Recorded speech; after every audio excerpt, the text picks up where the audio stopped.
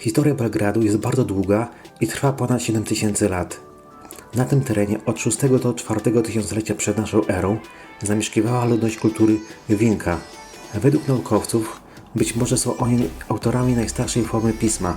W starożytności mieszkali tutaj Trakowie, którzy zostali wyparci przez Celtów.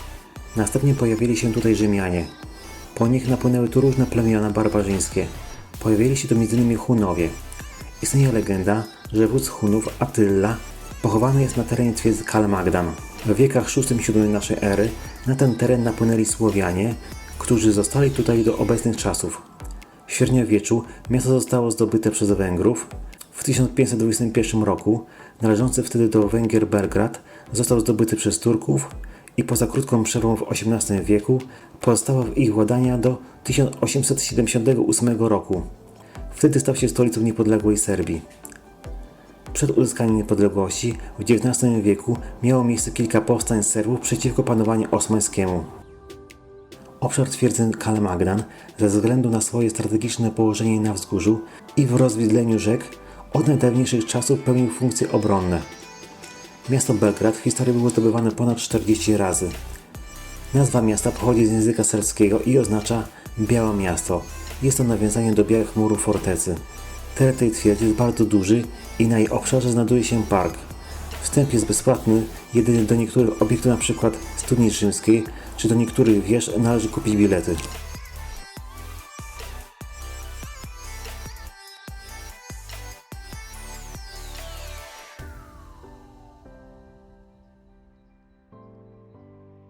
Kiedy Turcy zdobyli Konstantynopol w 1453 roku, mieli problemy z utrzymaniem w dobrej kondycji wodociągów. Natomiast w Belgradzie wodociągi były używane w właściwy sposób. W ogóle były to wodociągi pochodzące z czasów rzymskich. Dlatego Turcy sprowadzili wielu mieszkańców Belgradu do Konstantynopola w celu utrzymania tych wodociągów w dobrej kondycji. Dlatego obecnie w Istambule, czyli tak jak teraz obecnie nazywa się były Konstantynopol, jest wiele miejsc nawiązujących do nazwy miasta Belgrad.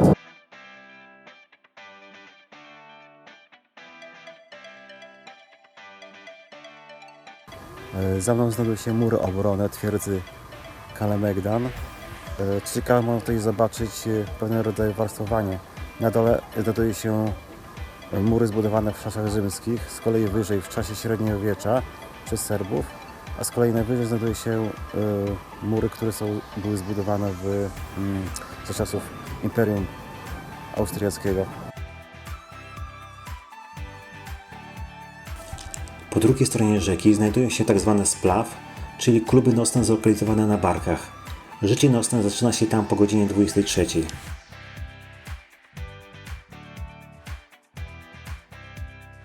Z twierdzy rozpościera się piękny widok na rzekę Sawę i Dunaj.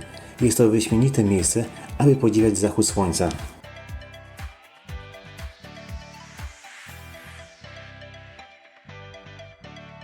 Partyzanci brosznicy wyzwolili Jugosławię. Bez pomocy Sowietów awantura na zabawie. W Belgradzie właśnie obchodzona jest 75. rocznica wyzwolenia tego miasta przez Armię Czerwoną, przez partyzantów i Armię Czerwoną. Czyli jak widać, Kazik nie miał racji. Kazimierz Staszewski. Pod koniec II wojny światowej państwami, które same się wyzwoliły, były Grecja i Jugosławia. Pozostałe państwa Europy Środkowej i Wschodniej w sumie nie zostały wyzwolone, a tylko zmienił się okupant. Jugosławia w większości wyzwoliła się sama dzięki partyzantom dowodzonym przez Josipa Broz Tito. Należy pamiętać, że Serbia i Rosja to państwa bratnie, stąd ta wystawa.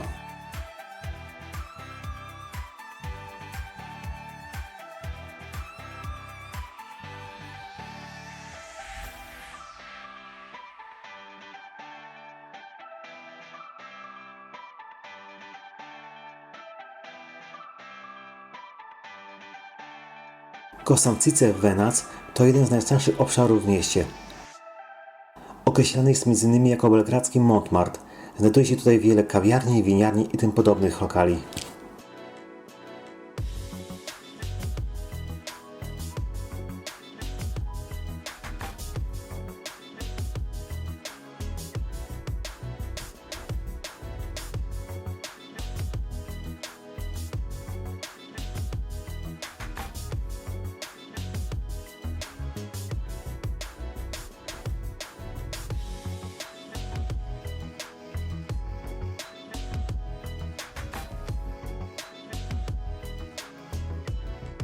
Skadarilija to obszar w Belgradzie o specyficznej artystycznej atmosferze. Znajduje się tu wiele restauracji, kafan, czyli tavern, barów i tym podobnych lokali. Ulice dystryktu są pokryte kamiennym brukiem, co nadaje uroku temu miejscu.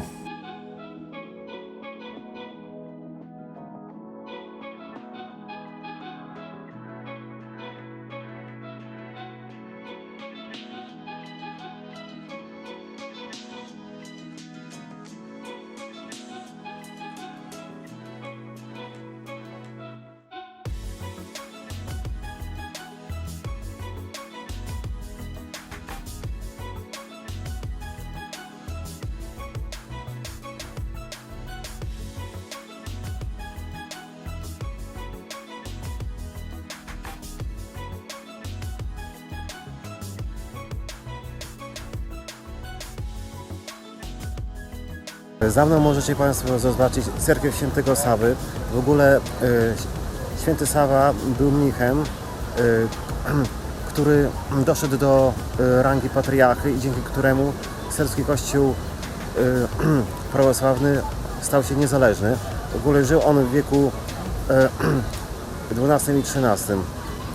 W miejscu, gdzie obecnie znajduje się ta świątynia, w czasach historycznych zostały spalone relikwie Świętego Sawy przez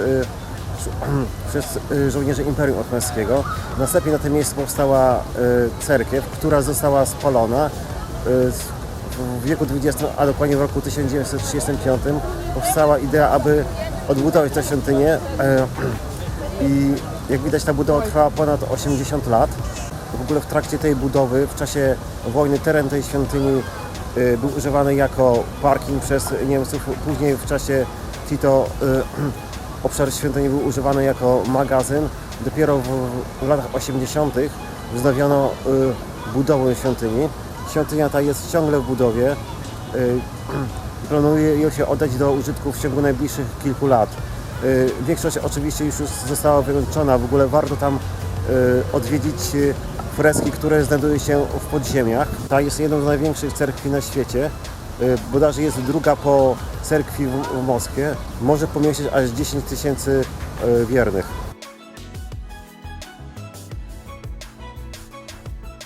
Cerkiew Świętego Sawy znajduje się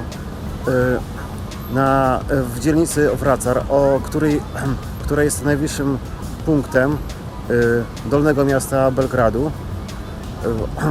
W ogóle tutaj za mną znajduje się także pomnik Karadoru. Był on przywódcą pierwszego powstania serbskiego przeciwko Imperium Ottomańskiemu, które miało miejsce w latach 1804-1813. Czyli jak widać, historia Serbów jest równie krwawa jak historia Polaków.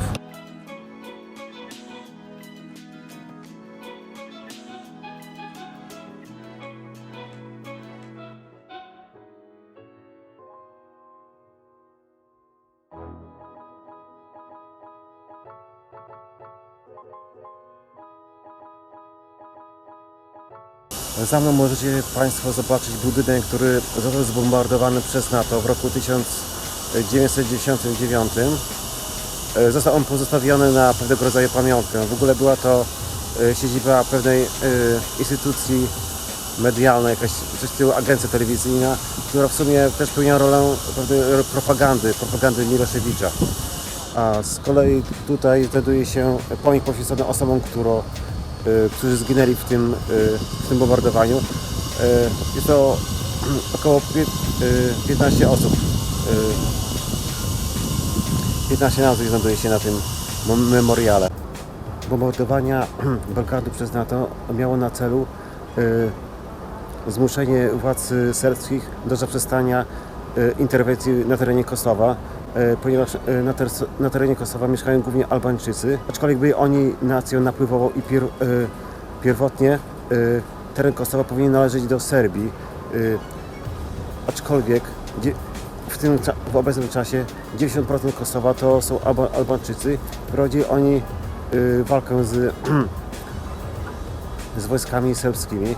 Z kolei NATO próbowało zmusić władze serbskie, aby nie prowadziły tych walk z kosowskimi Albańczykami.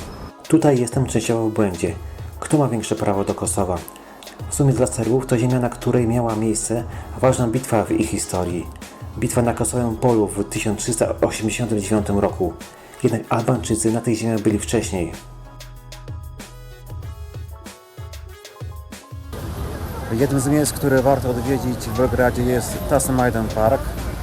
Co ciekawe, nazwa Tasimajdan pochodzi z języka tureckiego. Tas oznacza kamienie, z kolei Majdan Square. Warto wiedzieć, że w ogóle na terenie tego parku wcześniej znajdował się cmentarz, dlatego ten obszar był w pewien sposób nietknięty i następnie po tym cmentarzu powstał park. Z kolei za mną widać cerkiew Świętego Marka. Jest to cerkiew zbudowana w latach 30. XX wieku, którego patronem jest święty Marek Ewangelista. Została ona zbudowana w stylu serbsko-bizantyjskim i warto ją odwiedzić. Znajdują się tam piękne freski. Z kolei tutaj za mną znajduje się pomnik poświęcony dzieciom, które zginęły w czasie bombardowań NATO w roku 1999.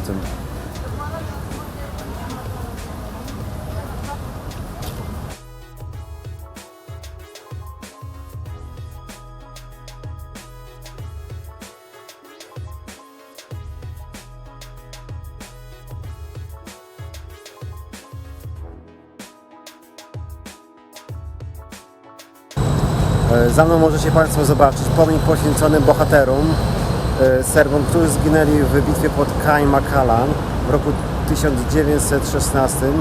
Była to bitwa pomiędzy wojskami serbskimi a bułgarskimi, tak w południowej części frontu, na froncie macedońskim tak zwanym. Z kolei dalej za mną widać parlament, budynek parlamentu, a z kolei obecnie mogą Państwo zobaczyć za mną wybudowany w czasach socjalistycznych budynek poczty, a także budynek Sądu Najwyższego. To znaczy oba te instytucje znajdują się w tym jednym budynku.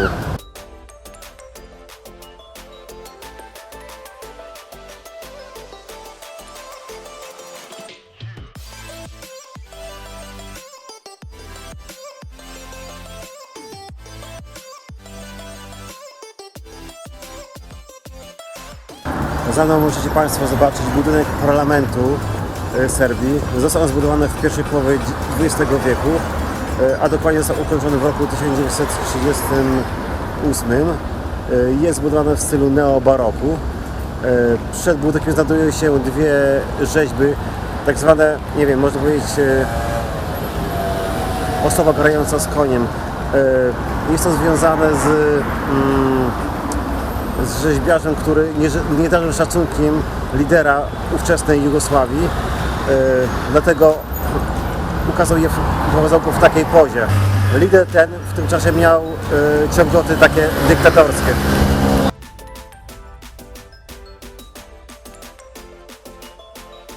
Naprzeciwko budynku parlamentu znajduje się Pionier Park. W parku tym podczas prac archeologicznych znaleziono groby z wieku, były to rzymskie groby z czasów Imperium Rzymskiego z wieku III i IV.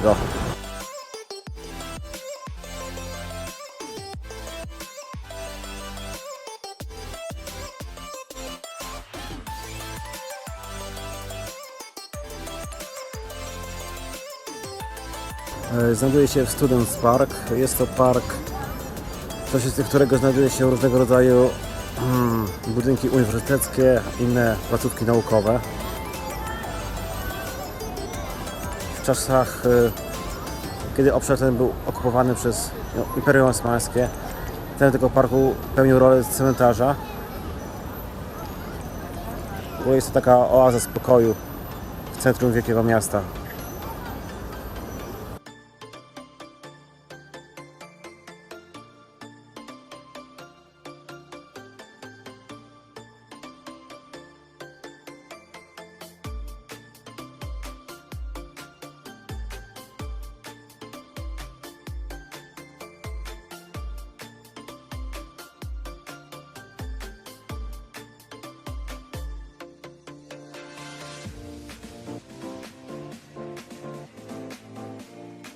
Znajduje się na ulicy Kniazia Michała. Jest to ulica, która funkcjonuje od 2000 lat.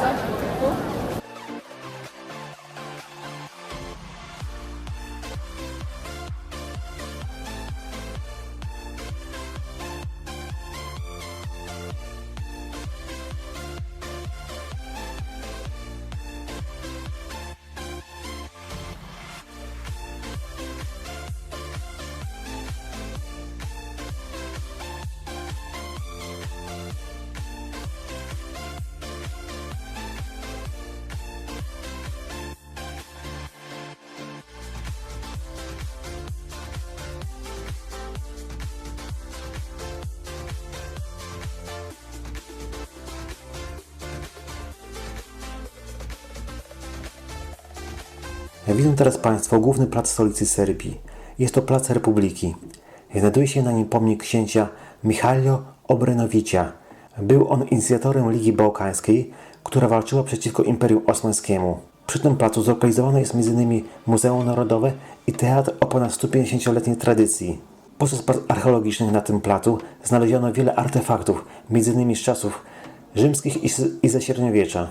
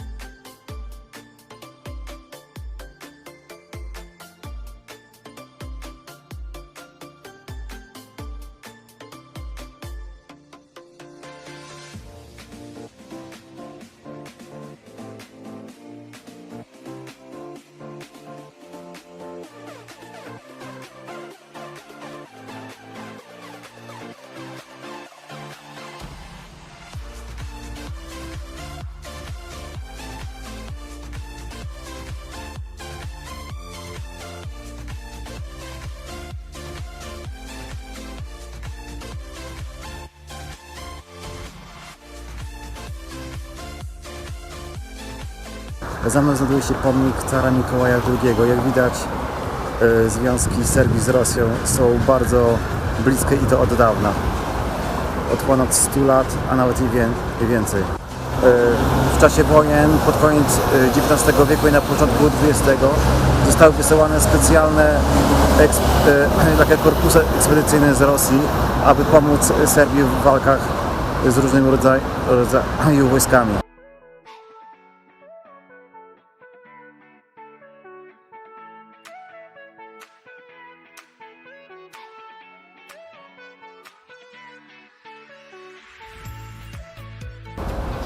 Za mną możecie Państwo zobaczyć pomnik kniazia Miłosza.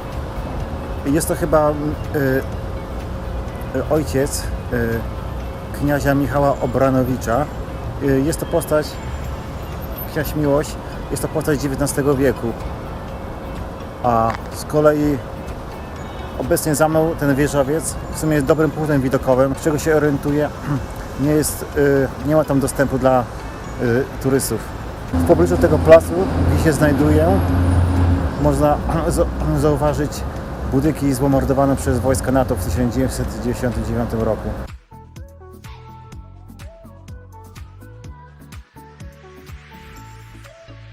Dla miłośników historii miejscem wartym o zobaczenia jest mauzoleum Josipa Broz Tito. Udałem się tam w ramach wycieczki Communist Tour.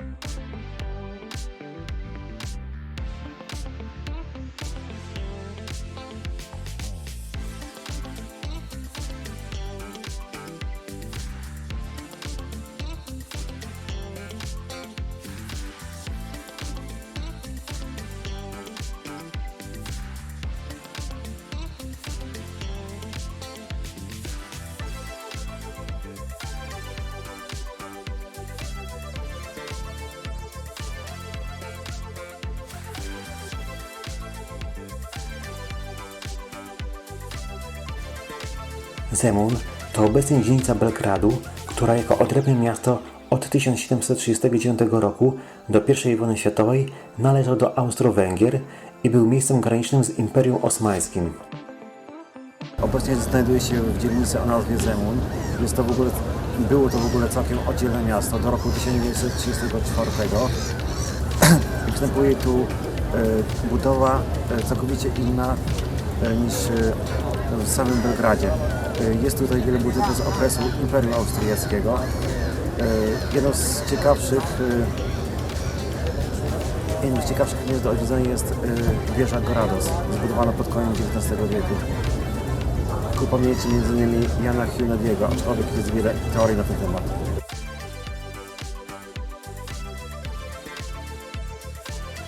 Przynależność do państwa Habsburgów wpłynęła na fizjonomię tego ośrodka. Mianowicie zabudowa Zemun jest rustykalna, często z pastelowymi domami i wąskimi brukowanymi ulicami. Znajduje się tu promenada z licznymi restauracjami i kawiarniami, gdzie mieszkańcy z Belgradu spędzają wolny czas.